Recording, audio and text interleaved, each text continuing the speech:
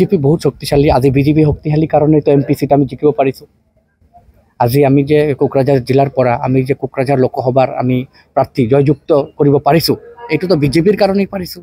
আজি যদি বিজেপিয়ে দিন ৰাতি কাম নকৰিলেহেঁতেন, বিজেপিয়ে যুৱ মৰ্চাই কাম নকৰিলেহেঁতেন, তেনেহ'লেতো আমি এমপি সিট জিকাব নোৱাৰিলেহেঁতেন। তো সেইটোতে গম পোৱা যায় যে বিজেপি কোকৰাঝাৰত বহুত শক্তিশালী। যিহেতু এলায়েন্স চৰকাৰ চলি আছে, মিত্ৰতা চৰকাৰ চলি আছে, সেইকাৰণে UPPL আৰু বিজেপি এইবিলাক আমি শক্তিশালী বা সাংগঠনিক ভেটি আমি ইমান প্ৰদৰ্শন নকৰোঁ। কিন্তু নিৰ্বাচন যেতিয়া আহিব তেতিয়া মানে লাহে লাহে আমি আগবাঢ়িম। আৰু নিৰ্বাচন কেনেকুৱা আশা কৰিব না চবেইতো চবৰ দলটোক আগবঢ়াব বিচাৰে।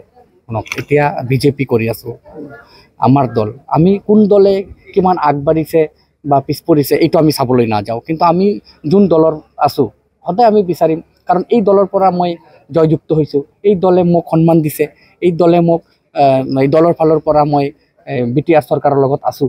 সেইকাৰণে এই দলক সদায় শক্তিশালী কৰা মোৰ এইটো ধৰ্ম। আৰু অহা দিনত এই দলটোক শক্তিশালী কৰাৰ কাৰণে মই দিন ৰাতি যুঁজ দিম। আৰু অহা নিৰ্বাচনৰ সময়ত মই ভাবোঁ বিজেপি বহুত এটা শক্তিশালী ৰূপ লৈ BTC নিৰ্বাচনত নামিব।